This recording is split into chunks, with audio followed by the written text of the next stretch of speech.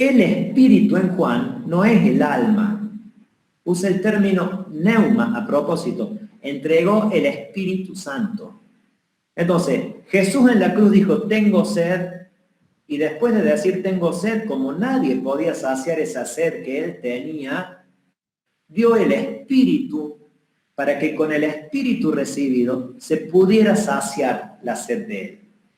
Y es lo mismo que está diciendo en la Samaritana. Si conocieras quién es el que te dice, dame de beber, vos le pedirías a él y él te daría el agua viva para que vos le podás dar de beber lo que él desea, lo que él tiene. Lo que el Padre busca son adoradores en espíritu y en verdad.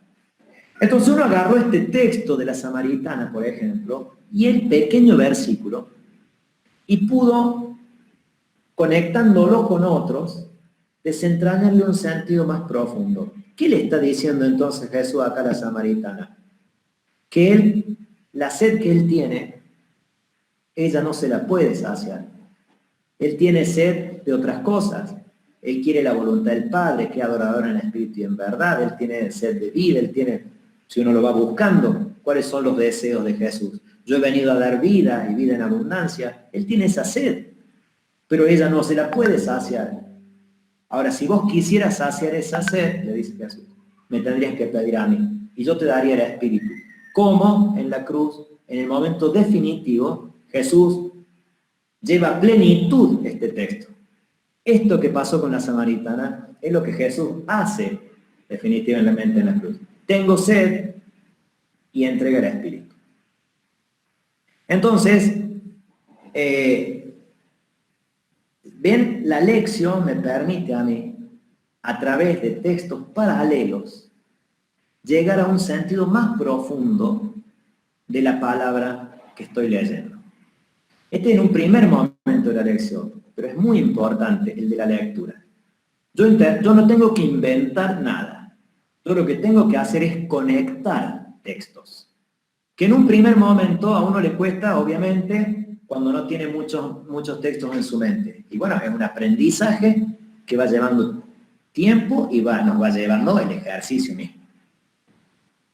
Entonces, el ejercicio de la lección en la lección divina consiste en leer el texto bíblico, releerlo, leerlo minuciosamente, leer buscando el sentido, leer preguntándole a Dios, leer orando y leer a la luz de los textos paralelos, porque la Biblia se interpreta con la Biblia.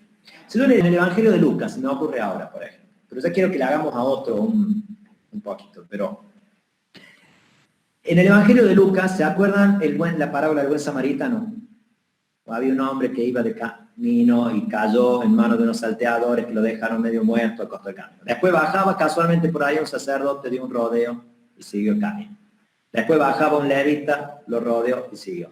Pero un samaritano que iba de camino, lo vio, se compadeció, se acercó y curó sus heridas con aceite y vino, después lo puso sobre su cabalgadura y lo llevó y lo puso en la posadera y todo lo que ya saben.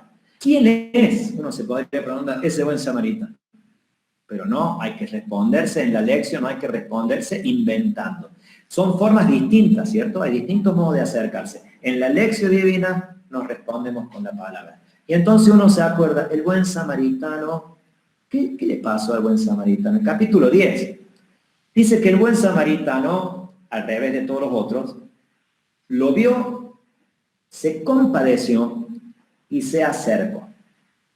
Bueno, si uno tuviera en la mente todos los 4 evangelios y los verbos que los 4 evangelios usan, vería que el verbo compadecerse nunca es actuado por alguien que no sea Dios o Jesús. En los 4 evangelios, léanlos a todos y no van a encontrar a una persona común compadeciéndose. ¿Es Dios el que se compadece o es Jesús el que se compadece?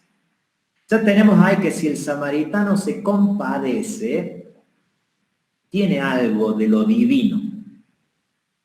Si miramos específicamente el Evangelio de Lucas, hay 3 textos, junto con este del capítulo 10, en donde alguien vio, se compadeció y actuó.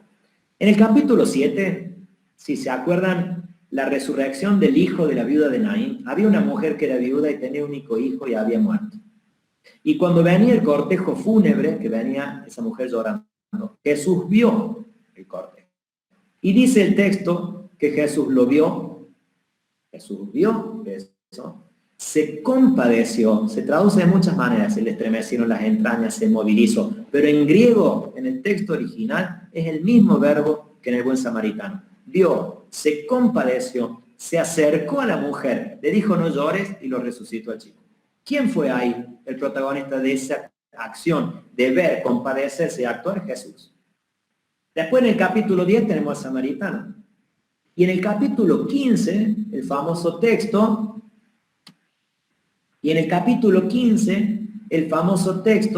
del Padre misericordioso o el Hijo pródigo. ¿Ustedes se acuerdan, después de toda la historia del Hijo pródigo, cuando vuelve el Hijo pródigo, que venía de camino, qué pasó con el Padre? Dice que el Padre lo vio, se compadeció y corrió a su encuentro. En el capítulo 7, ¿quién se compadece? Jesús. En el capítulo 15, ¿quién se compadece? El Padre. Los dos ven primero y se compadecen, porque los otros ven, pero no se compadecen. El buen samaritano, ¿quién será que ve y se compadece? ¿No será Jesús también, que viene de otro lado y se ha identificado con los samaritanos de alguna forma? Jesús tiene en el Evangelio de Juan una gran pelea con los judíos y le dicen en un momento, no tenemos razón cuando decimos, creo que es el capítulo 8, que tenés un demonio, le dicen ellos a Jesús, que tenés un demonio que sos un samaritano. Y Jesús se defiende de esa acusación y les dice, yo no tengo ningún demonio, pero nunca les dice, yo no soy un samaritano. Porque Jesús se había identificado con los samaritanos. Si el samaritano, Samaria era el lugar del pecado, de la impureza, del alejamiento del verdadero Dios, Jesús se había identificado con eso. Como dice la carta a los Corintios, al que no conoció pecado, Dios lo hizo pecado para que llegáramos a hacer justicia de Dios en él. Y la carta a los Gálatas dice que Jesús se hizo maldito por nosotros. Porque hay un texto bíblico, dice Pablo, que afirma en el capítulo 3 de la carta a los Gálatas, maldito el que cuelga del madero. El samaritano, a la luz de todos estos textos bíblicos, es Jesús. Se identifica con los samaritanos y por eso es capaz de ver, compadecerse y hacer. Esa es una lectura, eso es una lección que uno hace. Cuando